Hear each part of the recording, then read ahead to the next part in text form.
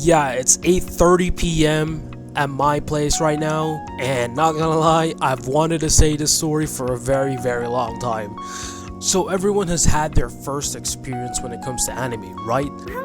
You've definitely had that first anime that you've ever watched that will always keep in your heart, or maybe you just, it wasn't the right thing to watch at that time. Maybe you didn't like it as much as you thought you would, right? Because anime was like something that I grew up with.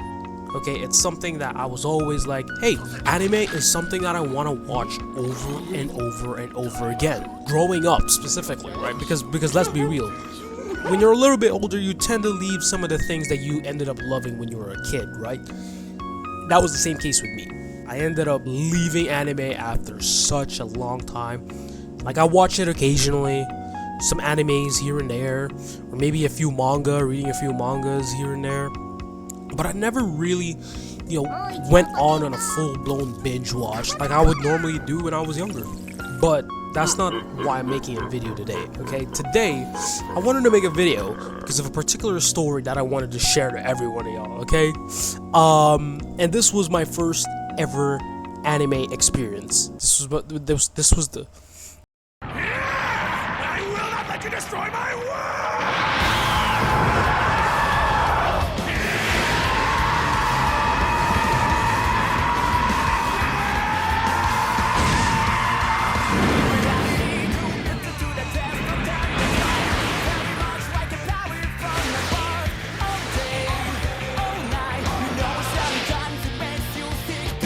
This was the first time someone exposed me to anime.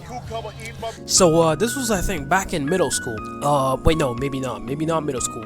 5th grade, right? I was in 5th grade that time. I was exposed to my very first anime show, right? There's this kid. I won't name drop, but I'll just give you a code name. So his name was Mav, right? And Matt was a little bit crazy. Low-key he was, bro. If you're thinking about someone who's like Diddy, who was a weirdo in the class, that was Mav, bro. Mav was just going ham. Bro, there was this one time in my classroom, there was this kid, right? And he was like mentally disabled. Like, I think he was autistic or something. No disrespect to him, right? Maybe he had like Down syndrome. I forgot. I don't think he had Down syndrome though. But yeah, he was something like he was kind of like autistic or something.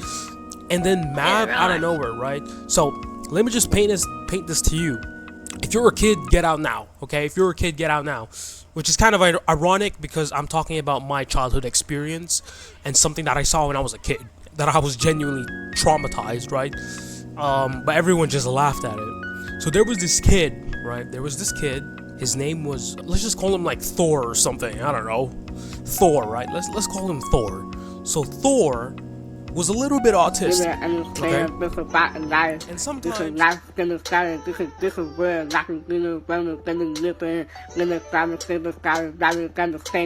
And sometimes he would just bend over on the table, trying to be all childish, giddy all the time, on the table. It's like, hey, what are you doing, right? So, some of our classmates would be like, we don't really care, right? Or just ignore, or maybe, answer him a few lines and he'll be satisfied, right? And we were all pretty much chill with Thor. Thor was a great guy, he's cool, great kid. He was a great kid, and we didn't want to bother him that much. But now you see, we were classmates with a guy named Mav, right? And now Mav was a little bit dangerous. He was indeed a little bit dangerous, okay? Now, you see, Thor frequented when it comes to bending over on a table, right? Of course, we were kids back then, we just didn't care. In fact, I did it as well, right? Now, here's the unfortunate thing. Every kid who bended over that table was in danger. And yes, full-blown Diddy, okay?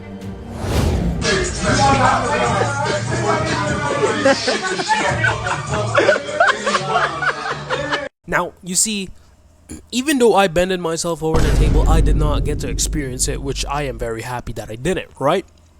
But you see, Thor had difficulties when it comes to understanding social and situational awareness things, right? Now, as I've said, Mav was a little bit freaky, right? And now here's the thing. Thor would bend over in a table and Mav would sight that. Like a sniper in a roof, bro. You could literally see the glint on his eyes reflect on Thor's booty. Okay? And I can say that because, you know, me and Thor are pretty much like the same age right now, right? But back then, when I was young, we would always spot Mav, bro. He was hungry for that booty. Like, it didn't even matter. Like, the thing is, it didn't even matter who it was.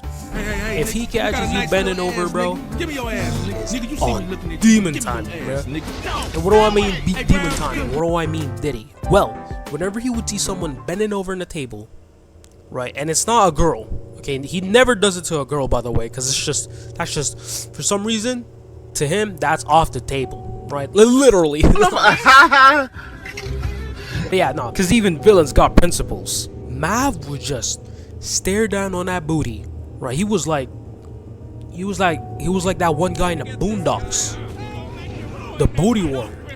He would just sight down that booty, and no, bro, he would lock you. He would use both his hands, grip on your waist, and start humping like it's no tomorrow, bro. And the thing was, Thor was just laughing at it. He was thinking it was all a game. And I wanted to help Thor, you know. I wanted to help Thor, but I couldn't do anything, bro. It was I couldn't do anything, man. It was horrendous. It was the nightmare of a lifetime. Okay? I couldn't stop him, bro. I couldn't stop Mav. And he would terrorize our whole class, except the girls, by the way. So he draws the line when it comes to girls. But for dudes, bro, I still don't allow it. Even though he's doing it on dudes, I would never condone it. But he was just going crazy. And I literally just yap about this guy for like minutes. But you see, here's the thing, right? Now, as I've said, Mav was a little bit freaky. And of course, what else can be considered freaky? Anime. Anime is freaky as shit. Okay, and Mav knew some animes back in 5th grade. Yup, this was back in 5th grade. You see, Mav had an interest with big biddies and voluptuous women. And of course, me, being a guy, I was like, yeah, sure, you know, they fire, but where are you getting at, bro? And he just told me, hey, I got this, like, thing that you might be interested in. It's called an anime. And I was like, huh? Okay. I mean, that sounds cool. What's an anime? An anime is this like Japanese animation show thingy. And there's this one show that I wanted to show you. Okay? Get it? Show? I wanted to show you this because it's kind of hot.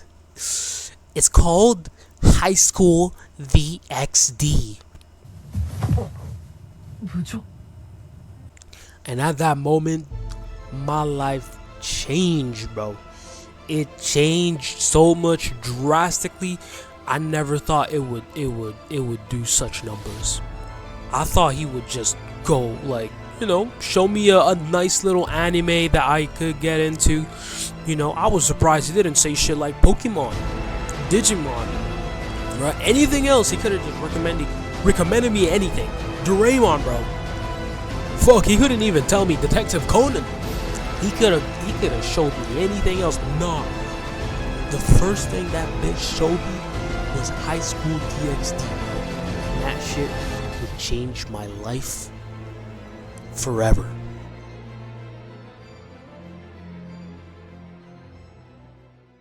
Ria's best girl, by the way. $200 for super chat.